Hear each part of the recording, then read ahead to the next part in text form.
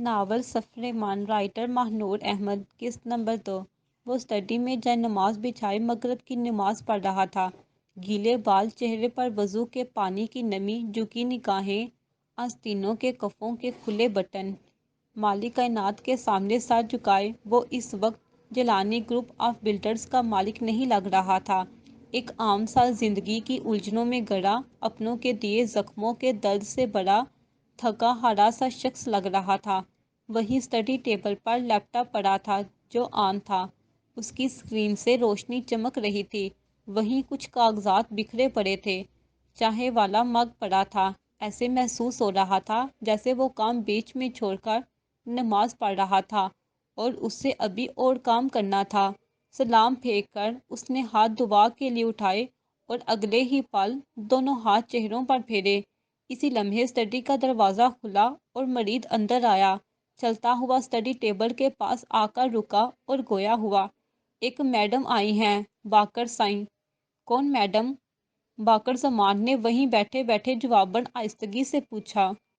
ریا سرفراز۔ مرید نے قدرے دبا کر نام لیا، جیسے بہت کچھ جتایا ہو۔ یہ نام سن کر ایک پل کو جائے نماز کو اٹھانے کے لیے آگے بڑھتا باقر زمان کا ہاتھ ہوا میں معلق ہوا۔ لبوں پہ دلکش سی مسکراہٹ پھیلی، جیسے بہت کچھ یاد آیا ہو۔ بٹھاؤ اسے، آتا ہوں، مختصراً کہا اور جائے نماز اٹھا کر طے کرنے لگا۔ جی بہتر، کہہ کر مرید جانے کے لیے پلٹا اور دروازے کی جانب بڑھا۔ تبھی باقر زمان دوبارہ بولا اور کہا، لان میں بٹھانا، کھلے آسمان تلے تازہ ہوا میں ملاقات اچھی رہے گی۔ مرید جو حکم سائیں کہہ کر اسٹڈی سے نکل گیا تو باقر زمان نے پرسوچ انداز میں آنکھیں چھوٹی کی۔ ریا سرفراز، یہ نام زیر لب دہرایا، جائے نماز طے کر کے اسٹڈی ٹیبل پر رکھی۔ چند لمحے ہاتھ سے داڑھی کے بالوں کو کھرچتا رہا۔ یہ اس کی عجیب سی عادت تھی، اور کچھ سوچتا تو ایسے ہی داڑھی کے بالوں کو کھرچتا کھینچتا رہتا۔ فری بیٹھا ہوتا تو بھی ایسے ہی دھیان بنائے رکھتا۔ باقر زمان کی اس عادت سے سامنے والا اچھا خاصا الجھ کر رہ جاتا تھا۔ اگلے ہی پل اس نے لیپ ٹاپ شٹ ڈاؤن کیا، موبائل اٹھایا اور اسٹڈی سے نکل گیا۔ ریا سرفراز کو زیادہ انتظار کروانا باقر زمان نے مناسب نہیں سمجھا تھا۔ آخر کسی زمانے میں وہ اس کی گہری دوست ہوا کرتی تھی۔ ہاں، دوست ہوا کرتی تھی۔ جب سے شنایا نے اطہر کو دیکھا تھا، وہ پھر سے دلدل میں سلگ گئی تھی۔ گزرا وقت جیسے سامنے آ کھڑا ہوا تھا اور وہ آنکھیں میچ گئی تھی، کیونکہ اس وقت وہ دیکھنا نہیں چاہتی تھی۔ مگر کیا آنکھیں بند کرنے سے حقیقت نے بدل جانا تھا؟ نہیں، ہرگز نہیں۔ شنایا، کیا ہوا؟ تم ٹھیک نہیں لگ رہی، زوئی نے کمرے میں داخل ہو کر پوچھا۔ ٹھیک ہوں میں، شنایا نے جواباً بھاری آواز میں کہا۔ آنکھیں بند رکھیں بیڈ پر لیٹی رہی۔ زوئی نے اس کے جواب سے مطمئن نہیں ہوئی، آگے بڑھی، بیڈ کے قریب گئی، جھکی اور شنایا کے ماتھے پر ہاتھ رکھا، چونکی اور فوراً کہا، خاک ٹھیک ہو تم؟ بخار میں جل رہی ہو، اٹھو ڈاکٹر کے پاس چلیں۔ وہ نہیں ہلی تو زوئی نے بازو سے پکڑ کر اسے اٹھانا چاہا، تبھی وہ بولی، زوئی مجھے چھوڑ دو، ٹھیک ہوں میں۔ نو ایکسکیوز، جلدی اٹھو۔ زوئی الٹنے والی نہیں تھی، سر پہ کھڑی رہی۔ شنایا، اٹھو، دیر ہو رہی ہے، پھر مجھے ہاسپٹل جانا ہے، تم چلی جاؤ، میں چیک اپ کروا لوں گی۔ شنایا نے ٹالنا چاہا۔ جانتی ہوں تمہیں اچھی طرح، میں چلی گئی تو تم نے ایسے ہی پڑے رہنا ہے، میں نیکسٹ ویک کے اینڈ تک نہیں آ سکوں گی۔ اب جلدی اٹھو، فریش ہو کر باہر آؤ، میں ویٹ کر رہی ہوں۔ زوئی تحکمانہ انداز میں کہتی کمرے سے نکل گئی۔ اگلی کچھ دیر بعد شنایا نے آنکھیں پوری طرح وا کی، جو سرخ ہو رہی تھی اور گرم سیاہ سے لبریز تھیں۔ وہ چند لمحے اوپر دیکھتی رہی، پھر بمشکل اٹھی، کچھ پل بے وجہ بیڈ پر بیٹھی رہی، بالوں کو ہاتھ سے پیچھے کیا، اسٹالر لیا، بیڈ سے اتری، جوتے پہنے چلنے لگی تو ڈگمگائی۔ اگلے ہی پل ڈگمگاہٹ لڑکھڑاہٹ پہ قابو پاتی وہ قدرے سنبھلی اور واش روم کی طرف بڑھ گئی تھی۔ وہ نہیں جانتی تھی کہ آنے والا وقت اس کے لیے کیا لا رہا تھا۔ وہ جس ماضی سے بھاگ رہی تھی، وہی پوری طرح اس پر حملہ آور ہونے والا تھا، اور شنایا کے لیے یہ سب سہنا آسان نہ تھا۔ اگلی کچھ ہی دیر بعد وہ کمرے سے نکلی اور لاؤنج میں آ کر صوفے پر بیٹھ گئی، سر صوفے کی پشت سے ٹکا دیا۔ زوئی نے غصے سے اسے دیکھا۔ شنایا نے اس کے گھورنے کا کوئی اثر نہیں لیا۔ ہنوز صوفے پر نیم دراز ہی بخار کی شدت سے اس کی آنکھیں جل رہی تھیں، سر درد سے پھٹا جا رہا تھا۔ تم بیٹھ کیوں گئی؟ زوئی نے غیر یقینی سے انداز میں پوچھا۔ مکافات عمل یہی ہے زویا حیدر۔ شنایا نے زوئی کا پورا نام لیا۔ جو جس کے ساتھ جیسا کرتا ہے ویسا ہی برتا ہے۔ آج اگر کسی کے راستے میں پتھر رکھو گے تو آگے چل کر وہی پتھر تمہارے راستے کا پہاڑ بن کر تمہارا راستہ روکے گا۔ اس دن اطہر کو ذلیل کرتے وقت میں نے نہیں سوچا تھا کہ یہی ذلت میں اپنی قسمت میں لکھ رہی ہوں۔ شنایا کے لہجے میں افسوس تھا، ملال تھا، پچھتاوا تھا۔ اطہر نے ضرور مجھے بد دعا دی ہوگی۔ تم دیتی ہو باقر زمان کو بد دعا؟ زوئی کے اس سوال پر شنایا نے یکدم آنکھیں کھولیں۔ چند لمحے لاؤنج کی چھت کو دیکھا۔ آنسو آنکھوں کے کونوں سے لڑکنے لگے، آگ کی طرح جلتے ہلتے۔ جس کی لمبی عمر کی دعا تہجد پڑھ کر مانگتی ہو، اسے بد دعا کیسے دے سکتی ہو زوئی؟ شنایا سیدھی ہو کر بیٹھ گئی۔ تو پھر اطہر تمہیں کیسے بد دعا دے سکتا ہے؟ وہ بھی تو تم سے محبت کرتا تھا، یا تمہیں لگتا ہے کہ اسے تم سے نفرت ہو گئی ہوگی؟ زوئی نے سرسری سا سوال کیا۔ کھڑی رہی، بیٹھی نہیں۔ یہی تو مسئلہ ہے، محبت ایک بار ہو جائے تو اسے سامنے والے کے کسی عمل سے کوئی فرق نہیں پڑتا، وہ مارے، دھتکارے، بے رخی برتے، حتیٰ کہ نفرت بھی کرے، پھر بھی یہ محبت پوری شدت سے برقرار رہتی ہے۔ ہاں، پر میں اس میں درد اذیت کا اضافہ ہوتا رہتا ہے۔ شنایا کا لہجہ ٹوٹا بکھرا ہوا، دکھ کرب سے لبریز تھا۔ وہ مسلسل دونوں ہاتھوں کو آپس میں مسل رہی تھی، جو اس بات کا اشارہ تھا کہ اس کے اندر بے چینی کا طوفان تھا جو کافی عرصے بعد اٹھا تھا۔ کبھی یہ بھی یاد کر لیا کرو کہ باقر زمان نے تمہارے ساتھ کیا کیا تھا، یاد ہے یا میں یاد دلاؤں؟ بھول گئی ہو کیسے اس نے تمہیں نشہ دے کر یہ سب کرنے پر ان کو مجبور کس نے کیا تھا؟ شنایا نے زوئی کی بات کو ٹوک کر پوچھا۔ وہ جواباً کچھ نہیں بولی، غصے میں دانت پیستی رہی۔ تبھی شنایا دوبارہ گویا ہوئی۔ میں نے کیا تھا مجبور انہیں، اور کوئی راستہ ہی نہیں چھوڑا تھا ان کے پاس، وہ کیا کرتے؟ تم ہر بات میں اپنا ہی قصور نکالو گی، آئی نو۔ چھوڑو اس بحث کو، اٹھو ڈاکٹر کے پاس۔ زوئی نے بات کو سمیٹنا چاہا اور وہ اس کوشش میں کامیاب بھی رہی۔ شنایا اب کی بار کچھ نہیں بولی۔ اگلے ہی لمحے ایک گہرا سانس بھر کر اٹھ کھڑی ہوئی اور زوئی کے ساتھ چل دی تھی۔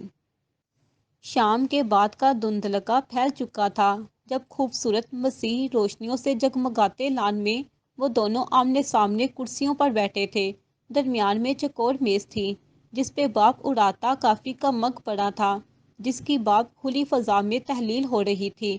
لمحے خاموشی سے آگے سرک رہے تھے، کوئی کچھ بول نہیں رہا تھا، شاید دونوں بولنے میں ایک دوسرے کے پہل کے منتظر تھے۔ باقر زمان بہت پرسکون مطمئن انداز میں اس پہ نگاہیں گاڑے بیٹھا تھا، جیسے اسے یقین تھا کہ کل کی دوست اور آج کی حریف ریا سرفراز پلٹ کر ضرور آئے گی، مگر وہ نگاہیں چرا رہی تھی۔ میک اپ سے سجا چہرہ، شانوں پہ پھیلے بال، اس کا حسن ماند نہیں پڑا تھا۔ وہ پیاری لگ رہی تھی، مگر چہرہ آج بے رونق سا تھا، شرمندگی کی لہریں عیاں تھیں۔ ہاں تو ریا سرفراز، آج کیسے میرے غریب خانے کی یاد آ گئی؟ باقر زمان نے اس کی ہچکچاہٹ کو محسوس کرتے ہوئے بولنے میں پہل کی۔ وہ بہت نارمل انداز میں مخاطب ہوا، نہ روکھا پن نہ طنز کر رہے ہو؟ ریا نے فائنلی لب ہلائے۔ صرف پوچھ رہا ہوں، وہ جواباً بولا۔ تم اچھی طرح جانتے ہو میرے یہاں آنے کی وجہ، انجان نہ بنو باقر زمان۔ ریا کو اس کی نرمی سے جیسے حوصلہ ملا تھا، وہ بات کو آگے بڑھانے لگی، ہاتھ بڑھا کر کافی کا مگ بھی اٹھا لیا تھا۔ انجان تو کبھی تھا، اب نہیں ہوں۔ باقر زمان نے دبے لفظ چوٹ کی۔ ریا جواباً بول نہیں سکی، لب کاٹ کر رہ گئی۔ کافی کا گھونٹ بمشکل حلق سے اترا۔ پتہ چلا تھا تمہاری کنسٹرکشن کمپنی کا دیوالیہ ہو گیا ہے، تمہارے پارٹنر بھی تمہیں چھوڑ گئے۔ ایک کا نام غالباً اطہر حمدانی تھا۔ باقر زمان نے سوچنے والے انداز میں انگلی کنپٹی پر رکھی تھی۔ اور دوسرے کا نام بھول گئے ہو؟ ریا نے جواباً پوچھا۔ اس کا نام تو قبر میں بھی یاد رہے گا۔ اور جملہ ادھورا چھوڑے ایک پل کو چپ ہوا اور پھر کہا، تمہارا بھی۔ وہ چند پل چپ ہوا، پھر پوچھا، شوبز جوائن کر لیا تم نے؟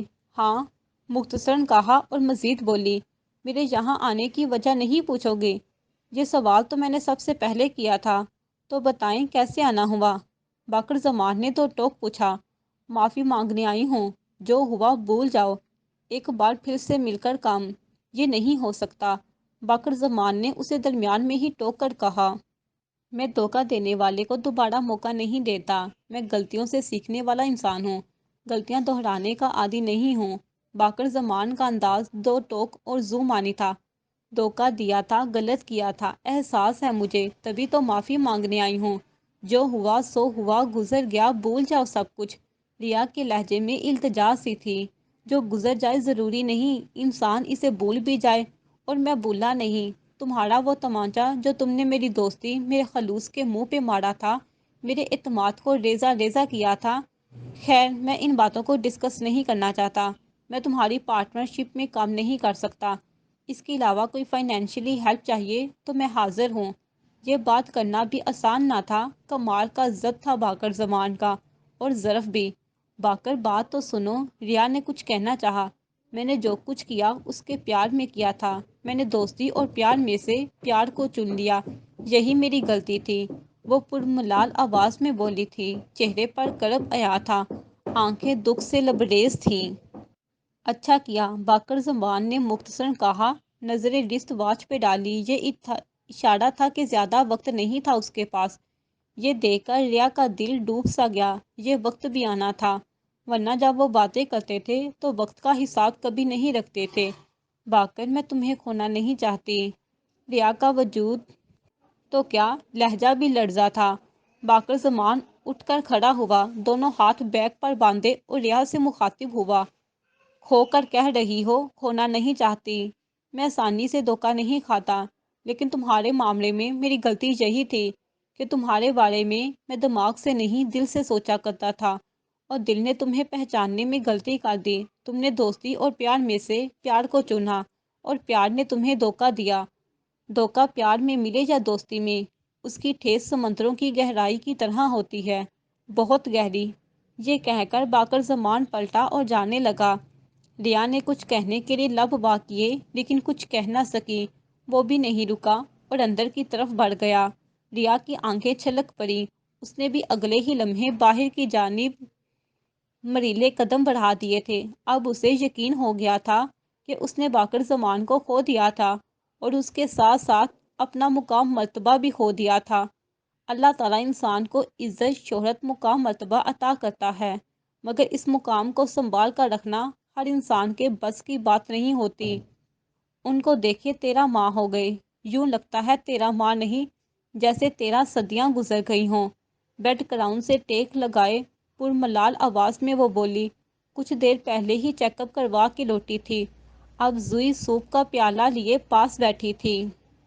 ان کو، واہ، بڑا ادب کرنے لگی ہو، پہلے تو تم سے ہی کام لیتی تھی تم۔ زوئی نے اس کا لفظ دہرایا تو شنایا نے ٹیک چھوڑی، سیدھی ہو بیٹھی۔ ادب پہلا قرینہ ہے محبت کے قرینوں میں۔ شنایا نے شعر پڑھا تو زوئی مسکرا دی۔ ادب، احترام تو ہر تعلق، ہر رشتے میں ضروری ہوتا ہے۔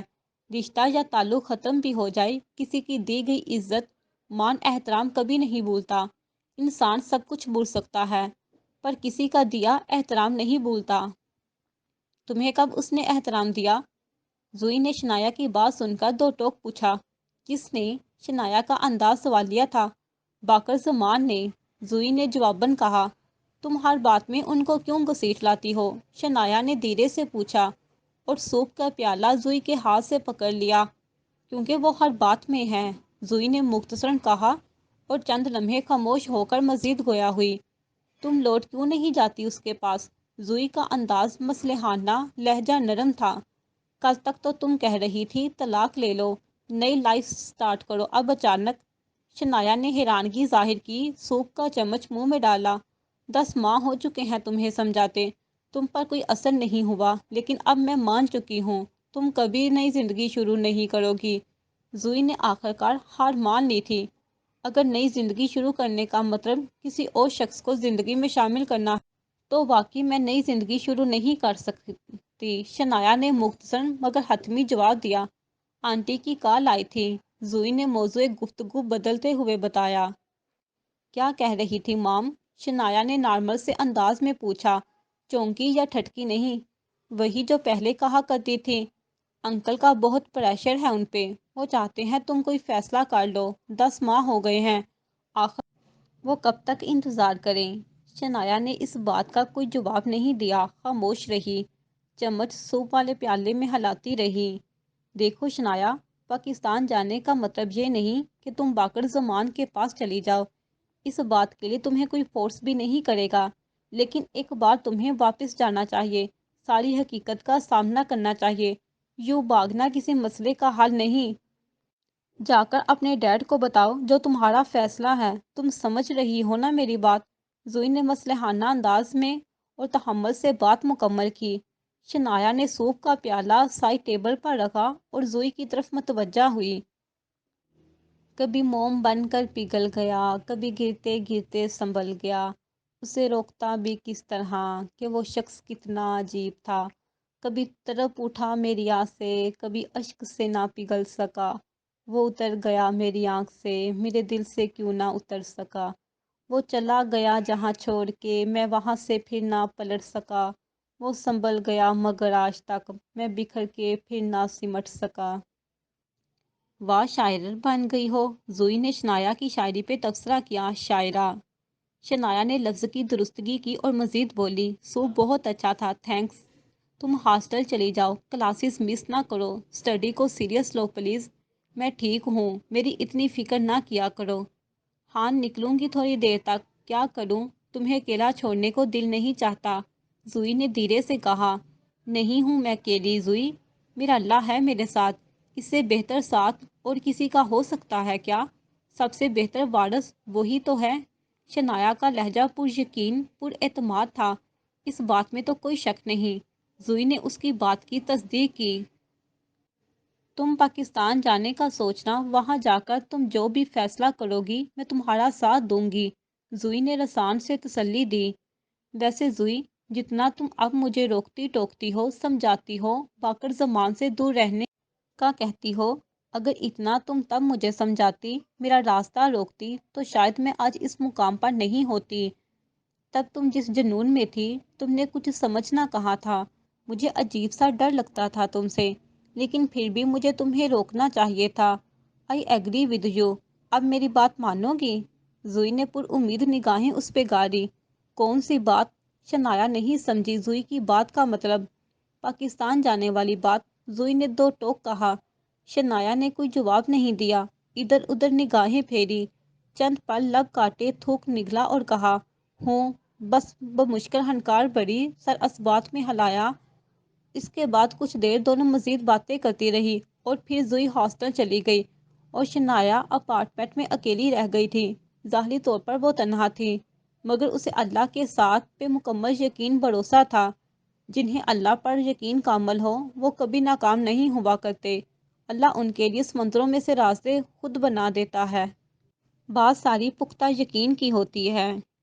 شنایا نے پاکستان جانے کی حامی تو بھر لی تھی، مگر پاکستان جانا پھر باقر زمان کا سامنا کرنا اس کے لیے ہرگز آسان نہ تھا۔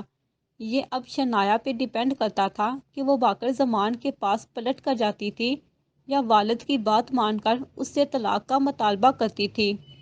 ماضی، کون ہے وہ، کیا تعلق ہے اس کا تم سے، کیسے وہ تمہارے اتنا قریب آ گئی، کیسے؟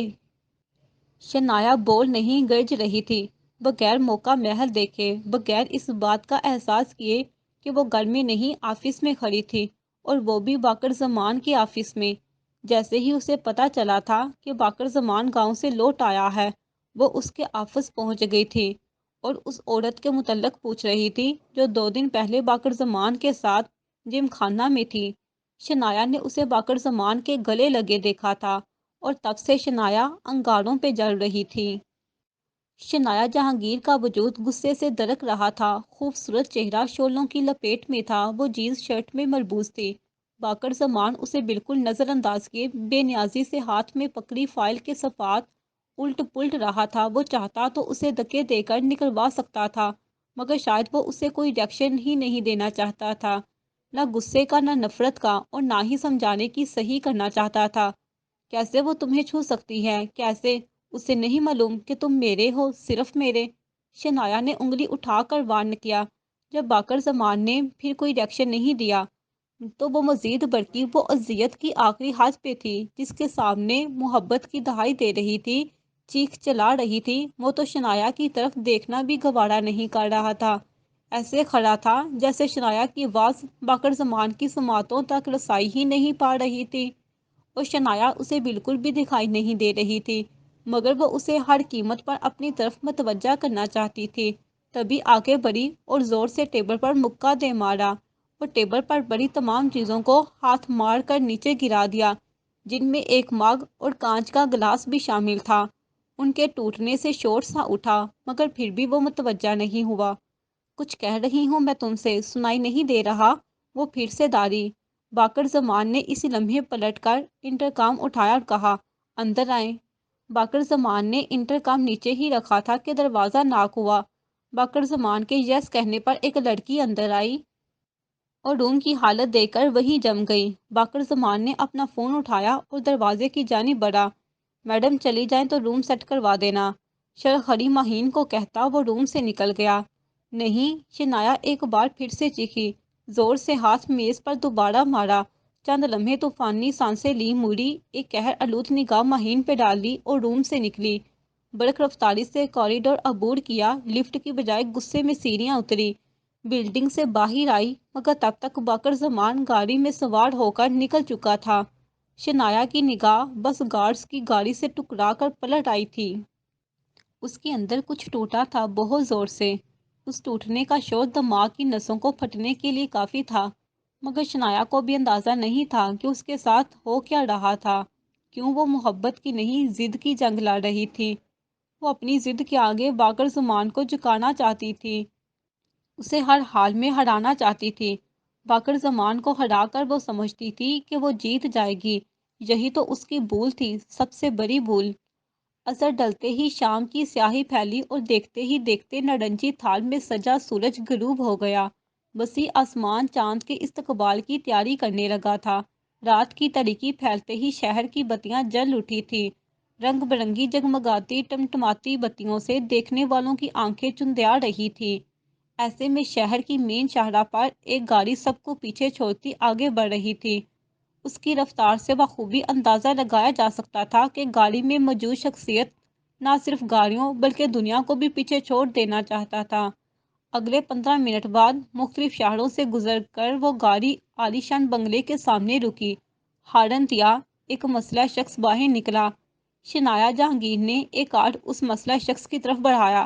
وہ چند لمحے دیکھتا رہا، پھر کارڈ واپس کیا، پلٹ کر اندر گیا، گیٹ کھولا، وہ گاڑی اندر لے گئی، ایک طرف لے جا کر رکی۔ وہاں اور بھی کافی گاڑیاں کھڑی تھی۔ شنایا نے ان تمام گاڑیوں پہ نگاہ ڈالی، اسے یقین ہو گیا اندر پارٹی چل رہی ہے۔ با اعتماد قدم اٹھاتی وہ آگے بڑھی، جانے اس کے دماغ میں کیا چل رہا تھا، وہ کس ارادے سے آئی تھی۔ وہ لان میں پہنچی تو دیکھا پارٹی عروج پر تھی، مہمان خوش گپیوں میں مگن تھے، باتیں کہہ کے فوار کی طرح برس رہے تھے۔ روشنیوں میں چمکتے عورتوں کے خوشنما لباس نیلے پیلے لال رنگ لہرا رہے تھے۔ کئی خواتین ساڑیوں کے پلو اڑستی دکھائی دے رہی تھی، کئیوں کے جالی دار دامن مسکیوں کے گھیرے چمک رہے تھے۔ زیورات نے الگ ہی چمک بکھیر رکھی تھی، ڈائمنڈ انگوٹھیوں کی رنگ برنگی روشنی آنکھوں کو چندیا رہی تھی۔ سب نے اچانک آنے والی شخصیات کی طرف نگاہیں اٹھائیں، کئی نگاہوں میں رشک، حسد اور کئی ہوس بھری تھی۔ کئی خواتین نے شنایا کو دیکھ کر چہرہ پھیرا اور کچھ نے کانوں کو ہاتھ لگائے، کیونکہ شنایا ایک منی ڈریس زیب تن کیے ہوئے تھی۔ میک اپ سے اٹا چہرہ اس کا کوئی اور روپ ہی دکھا رہا تھا، مگر اسے کسی کی نظروں سرگوشیوں کی پرواہ کہاں تھی۔ با اعتماد قدم اٹھاتی وہ چند قدم آگے بڑھی، پھر اچانک رک گئی، جیسے اس کے قدم وہی جم گئے تھے۔ سانسیں تھم سی گئیں، آنکھیں بے اختیار ایک ہی سمت یکٹک دیکھے گئے، لبوں پہ ہلکا دلکش سا تبسم پھیلا، سانسوں میں دل فریب سی مسکراہٹ گھلی۔ اسے اپنا آپ بے خود سا ہوتا محسوس ہوا، کوئی سحر جادو سا اس پہ حاوی ہونے لگا۔ وہی کھڑے کھڑے اسے 3 ماہ پہلے کا منظر یاد آیا، جب اس نے پہلی بار باقر زمان کو دیکھا تھا۔ وہ ایسے ہی کسی پارٹی میں آیا تھا، وہی شنایا نے اسے دیکھا تھا اور دل ہار بیٹھی تھی۔ باقر زمان کی وجاہت پرکشی شخصیت کی اسیر ہو کے رہ گئی تھی، بے اختیار کسی کیفیت اس کی طرف کھینچتی چلی گئی تھی۔ ایک نظر، بس ایک نظر، باقر زمان نے اسے دیکھا تھا اور وہ اس اٹھی ایک نگاہ میں قید ہو گئی تھی۔ اٹھی ہی نہیں، نگاہ پھر کسی اور طرف۔ ایک شخص کا دیدار مجھے اتنا پابند کر گیا۔ وہ دوبارہ باقر زمان نے اس کی طرف نگاہ اٹھائی ہی نہیں، اٹھاتا تو شاید آزاد ہو جاتی، مگر وہ شنایا کی طرف دیکھنا بھی گوارا نہیں کرتا تھا۔ یہی ملال شنایا کو تھا، یا شاید بات ملال کی نہیں، شنایا کی انا کی تھی۔ اسے کوئی نظر انداز کرے، یہ کیسے وہ برداشت کر سکتی تھی؟ نہیں کر سکتی تھی۔ اب تک کبھی اس نے انکار نہیں سنا تھا۔ کوئی خواہش، کوئی ضد اس کی ادھوری رہی نہیں تھی۔ پھر اب وہ کیسے پیچھے ہٹ سکتی تھی؟ کیسے ہار مان سکتی تھی؟ شنایا جہانگیر اسے ہر قیمت پر اپنی طرف متوجہ کرنا چاہتی تھی۔ وہ دیکھے تو صحیح، نفرت سے، حقارت سے، پر دیکھے تو کچھ تو کمی تھی شنایا کی چاہت میں، جو باقر زمان اسے بات کرنا تو دور، ایک نظر دیکھنا تک گوارا نہیں کرتا تھا۔ ایسا کیا تھا جو باقر زمان جو اسے نظر انداز کر جاتا تھا؟ ہاں، وہ منہ پھٹ بدتمیز تھی، خود کو برتر، دوسروں کو حقیر کمتر سمجھتی تھی۔ غرور، تکبر، انا اس کی نس نس میں بھری ہوئی تھی۔ وہ تکبر سے گردن اکڑا کر چلتی، دنیا کو تسخیر کرنے والی چال چل تھی۔ وہ جو بھی تھی، جیسی بھی تھی، باقر زمان کی تمنائی تھی، محبت کی دعوے دار تھی، اس کے ساتھ بے لوث مخلص تھی، پاگلوں کی طرح اس کے پیچھے بھاگ رہی تھی۔ اسے حاصل کرنے کا جنون تھا اس کے سر پہ۔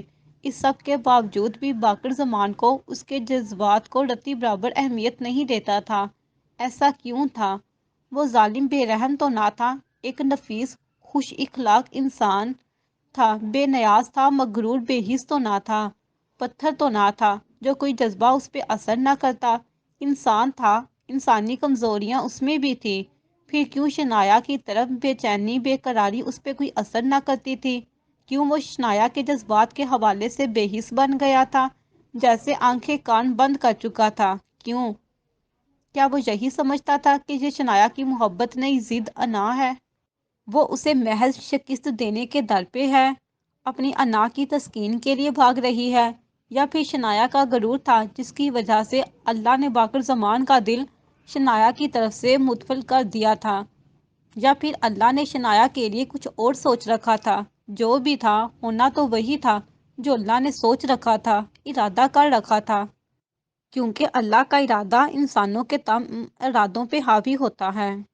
اگلے ہی پل شنایا کے چہرے پہ خفگی کے تاثرات ابھرے، پیشانی پہ ناگواری کے بل پڑے۔ اس کی نگاہ ریا پہ تھی، جو باقر زمان کے ساتھ کھڑی تھی، کبھی باقر زمان کے ہاتھ تو کبھی بازو کو پکڑ لیتی تھی۔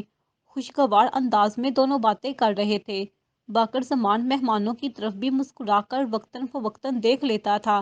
شنایا کو اچانک یاد آیا کہ یہ وہی تھی جو اس شام جم خانہ میں باقر زمان کے ساتھ تھی، اس کے گلے لگی تھی۔ شنایا مزید وہاں رک نہیں سکی، برق رفتاری سے آگے بڑھی، آنکھوں میں لال انگارے سجائے ریا کے قریب پہنچی۔ اس سے پہلے وہ ریا کا ہاتھ پکڑتی، اس کی اپنی کلائی باقر زمان کی مضبوط گرفت میں آ چکی تھی، مگر باقر زمان کی نگاہیں ریا سرفراز پہ تھیں، جو کچھ حیرانی کے تاثرات لیے کھڑی تھی۔ باقر زمان نے ایک بھرپور نگاہ شنایا کے سراپے پہ ڈالی، سلیو لیس منی ڈریس، جس کی فٹنگ کچھ ایسی تھی کہ جسم کا ہر حصہ پوری طرح عیاں ہو رہا تھا۔ دوسری طرف باقر زمان نے مہمانوں پہ ڈالی، جو مشہور بزنس مین، شہر کے معزز اکابرین تھے، اور سب شنایا کی طرف ایسے دیکھ رہے تھے جیسے کوئی چیز نمائش کے لیے پیش کی گئی ہو۔ ایک پل میں باقر زمان کے چہرے کے تاثرات بدل کر سخت ہوئے، پیشانی کی رگیں تن سی گئی۔ اسی لمحے شنایا کو کلائی سے کھینچتا وہ پارٹی سے نکلا، اندر کی طرف بڑھا اور دوسرے ہاتھ میں پکڑے فون سے وہ کسی کو کال ملانے لگا۔